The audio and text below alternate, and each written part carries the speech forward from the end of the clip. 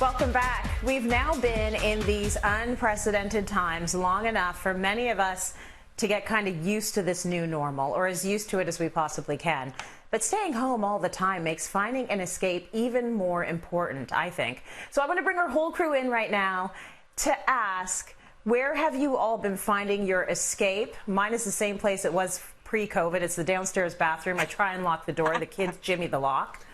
But what have you found to be the best diversion throughout this time? Trevor, I'll get you to start. I've been cooking things that I never thought in a million years that I'd be cooking. So that's really one great escape, is that we're like cooking like an apprentice or a junior cook. But in order, outside of getting out of the kitchen, haven't been getting out too much because I've stayed in isolation. I want to be one of those guys that want to make sure that we stay safe. But if I'm going out for essentials, if it's not for a long walk to the grocery store, I'm taking a pretty long drive. So I'll take the long, I'll say, good views that I get to see of the city that maybe I don't usually see because I'm stuck in traffic when this was pre-COVID times. And so that's a bit of a luxury to be able to drive through neighborhoods that I don't usually do and go for an extra long scenic route. Going back to long drives, I think it's kind of beautiful. Leigh, how about you?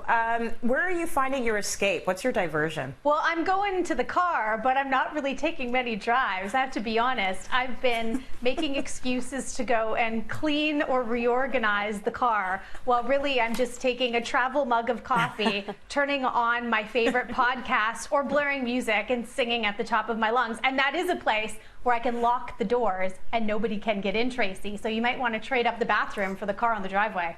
You're a genius. I love it. Okay, Bryce, how about you? What are you using as your escape or your diversion right now? I got to tell you, future plans for my next home, my forever home, will include a man escape room.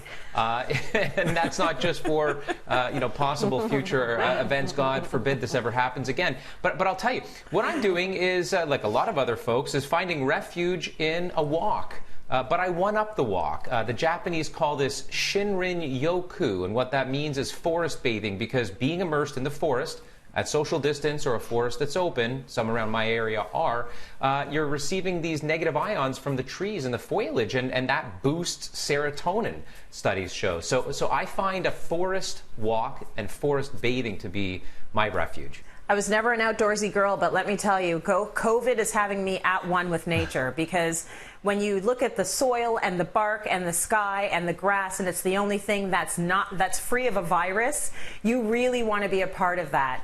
So Sharon, how about for you, in terms of an escape or a diversion, what are you leaning on these days? Well, typical me, we kind of decided to add more chaos to our life for our escape, and we got a puppy, because suddenly we're all home, so we all have time to train the puppy, because I've always worked from home, so I was afraid it would be up to me, and now I've got all four of us working on it. So it's been fun. It's been a really good diversion, and it helped us, spend time with a little creature who really takes up a lot more time. It's like having a toddler again in my life. I'm constantly standing on little rubber toys again. A sweet furry toddler. They are the best diversion. Unconditional love all hours of the day. Loved all of your answers. We also asked our viewers the same question, and here's what you had to say.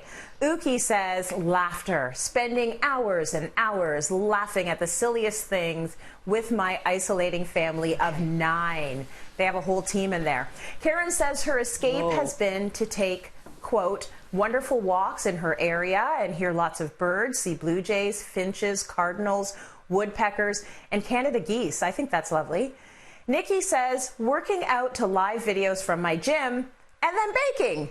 Counterproductive, but totally therapeutic. Beverly has been quilting using fabric and supplies on hand. 3 finished so far, which is amazing. Tina says, ugh, I'm stuck watching TikTok for hours. It's addicting. And finally, Francis says, working on my massive to-be-read pile of books. Reading is another great one.